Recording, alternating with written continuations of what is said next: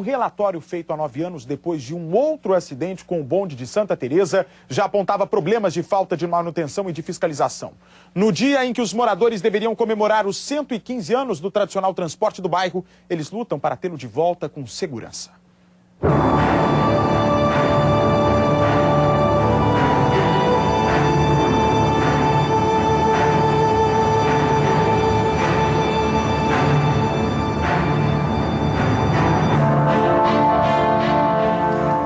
Santa Teresa é por tempo indeterminado. A parada final do bonde número 10 tornou-se uma espécie de santuário. Flores lembram as vítimas do descaso.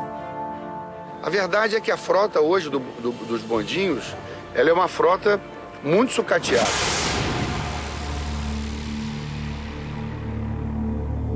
O acidente com o bondinho de Santa Teresa na tarde do último sábado de agosto matou 5 pessoas e mais de 50 ficaram feridas.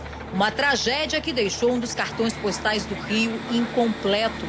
A gente carioca já está acostumado, né, a ver as paisagens do Rio, o bondinho, né, que é um monumento, um ponto turístico. O desenho dos trilhos por estas ruas foi definido ainda no século XIX, em 1872. Naquele tempo, os bondes eram de tração animal. A eletricidade só veio 14 anos depois. Todos os bondes do Rio deixaram de circular em 1964, permanecendo apenas os de Santa Teresa, justamente porque o transporte se consolidou como uma marca cultural da cidade. A preservação dos bondes de Santa Teresa sempre foi uma preocupação aqui dos moradores. E o reconhecimento da importância em cuidar desse transporte vem em abril de 1988, com o tombamento definitivo pelo INEPAC, o Instituto Estadual do Patrimônio Cultural. Isso significa que o Estado do Rio assumiu o bondinho como patrimônio, portanto, tornou-se responsável por garantir toda a preservação do sistema de transporte. Uma responsabilidade que nos últimos anos parece ter deixado de existir.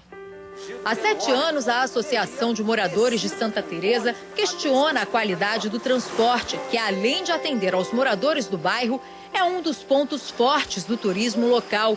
O Ministério Público acatou as reclamações e moveu uma ação civil responsabilizando o Estado pela má conservação não só dos bondinhos, como de outros meios de transportes públicos no Rio. O governo recorre na Justiça. Este documento do Conselho Regional de Engenharia e Arquitetura mostra que em 2009 os moradores denunciaram mais uma vez a falta de segurança nos bondes, alertando para os riscos de acidentes. O alerta não adiantou. 2 meses depois, um bondinho perdeu o freio e desceu a ladeira. Uma professora morreu e 7 pessoas ficaram feridas. Na época, o CREA constatou a inadequação dos bondes e destacou no relatório os vários problemas, como a ausência de marcações nas ruas, determinando áreas seguras para o bondinho em relação aos demais carros e ônibus, além da falta de fiscalização do serviço. Houve nova determinação na Justiça em 2009. É uma situação que causa revolta em qualquer cidadão. Nós queremos que esses crimes, porque entendemos que isso é um crime, que sejam apurados e que os culpados sejam punidos. Até no Diário Oficial foi publicado, em fevereiro deste ano, um relatório da Comissão de Trânsito da Câmara Municipal relatando os mesmos problemas e nada foi feito. A gente viu bondes sem peças, a gente viu mecânicos tendo que retirar as peças de um bonde e colocar em outro, né? Isso tudo está no relatório, dizendo que a mecânica mal feita, associada à superlotação, iria causar acidente. Enquanto correm os processos, vidas são perdidas no meio do caminho. Em junho deste ano, outra morte. Um turista francês despencou do bonde quando ele passava sobre os Arcos da Lapa. A tela de proteção no monumento histórico não foi suficiente para impedir a queda do estrangeiro. E a história que se reescreve nesta última semana é a que ninguém gostaria de contar. Pela primeira vez em 115 anos, o símbolo de Santa Teresa saiu dos trilhos. Aprisionado numa garagem, não há previsão de quando o bondinho voltará a circular, com segurança, é claro, no bairro. As estações como a do Largo do Curvelo estão vazias. E mesmo que a tragédia do último sábado não tivesse acontecido, O aniversariante não teria muito o que comemorar. Há alguns anos, os bondes estavam superlotados de problemas. Foi preciso o bondinho tombar para revelar de forma dolorosa e escancarada o descaso com as vidas de quem trabalha com este transporte e de quem o utiliza. A imagem provoca indignação. No lugar de um parafuso, um simples pedaço de arame.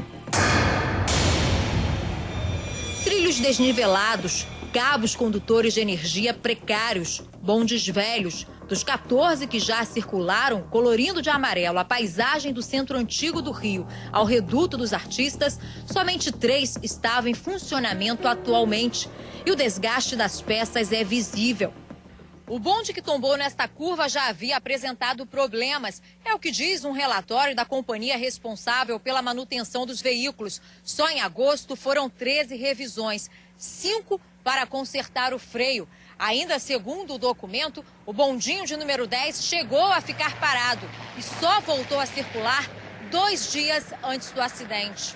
A manutenção é feita preventiva e regularmente, toda semana é feita a prevenção. Nós temos um número de funcionários suficiente para prevenção. Infelizmente aconteceu esse acidente. Mas esta não é a opinião do CREA. Para o Conselho, a tragédia na curva da rua Joaquim Murtinho não foi uma fatalidade. Não existe fatalidade de acidente.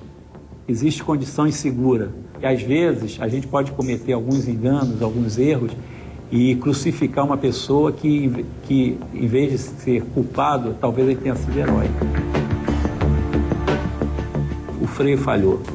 O freio falhou. Se ele tivesse funcionado, ele vinha lixando o trilho. E ele não lixou, nós procuramos no entorno, não há essa marca. Chamado pelos amigos de tartaruga, o motorneiro Nelson Corrêa da Silva tinha fama de ser cauteloso, conduzir lentamente o bondinho. Seu corpo foi retirado das ferragens, abraçado aos freios. Ele teria tentado até o último instante evitar o pior. Eu chegava lá, saía do trabalho todo dia para visitar ele. Quando ele descia, via lá ele checando freio, checando areia do bonde, checando tudo, trilha. Antes de sair, toda viagem ele fazia isso, muito cauteloso. Meu marido foi um herói. Foi um herói e eu vou lutar por isso até o final. Enquanto eu tiver vida, eu vou lutar por isso. Neste documentário sobre o bonde de Santa Teresa, gravado pelo repórter cinematográfico Jorge Ferreira em 2002, o motorneiro fala sobre o seu trabalho. Essa é a viagem que eu dobro totalmente a minha atenção. É mais perigoso que o ônibus, não é na dúvida. Sobre o acidente mais grave da história dos bondinhos de Santa Teresa, Nelson não pode mais apresentar a sua versão. Ele reporta ao senhor Vina, então, que o bonde tinha sofrido um acidente e que deveria ser recolhido para a oficina. Esse fato fica registrado na folha de serviço da controladoria da mesa do bonde. Ele lança lá que o bonde vai ser recolhido à garagem. Na tentativa de explicar e justificar às viúvas, aos órfãos e àqueles que sobreviveram o que provocou a tragédia, peças desse quebra-cabeça começam a ser trocadas. Mas a solução ainda está longe do fim. A situação é muito séria, vai precisar de muita coisa. Isso aqui, com certeza, vai ter que passar por uma verdadeira transformação. Nós acreditamos que as próprias empresas, se tiverem processos de manutenção eficientes, já são seus autofiscalizadores. Não adianta depois querermos colocar a culpa no motorneiro ou no piloto do avião.